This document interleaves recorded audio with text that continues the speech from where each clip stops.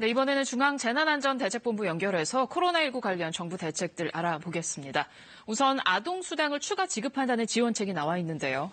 김진아 기자, 학교와 유치원에 이어서 어린이집도 휴원이 연장됐는데 이로 인한 각 가정의 보육 부담을 덜어주기 위한 조치로 아동수당이 추가 지급된다고 하죠. 금액과 기간 얼마나 됩니까?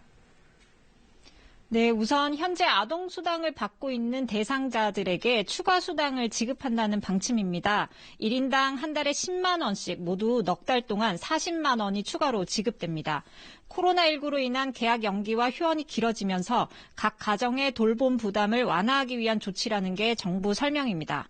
추가 수당은 지역사랑 상품권이나 온누리 상품권으로 지급됩니다.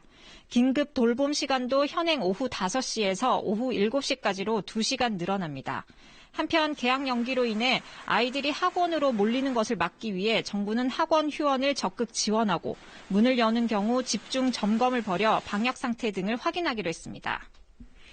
병상이나 치료시설이 개조 부족한데 생활치료센터가 속속 문을 열고 있지 않습니까? 그 진행 상황 전해주시죠. 네, 우선 경증 환자를 위한 생활치료센터가 이번 주 월요일 첫 개소를 시작으로 모두 6곳이 문을 열었습니다. 여기에 700여 명의 경증 환자가 이미 입소한 상태고요. 특히 오늘 문을 연 충남 대구 1 생활치료센터는 대구 경북이 아닌 충남 천안에 위치한 곳으로 자치단체 간 협력 사례로 의미가 크다는 평가입니다. 이와 함께 다음 주 초까지 생활치료센터를 지속적으로 확충해 1,600명이 추가로 입소할 수 있도록 할 계획입니다. 한편 중증 환자를 위한 병상도 늘어납니다. 정부는 이번 달 안까지 전국 16개 국립대 병원에서 모두 250여 개의 병상을 확충할 계획이라고 밝혔습니다.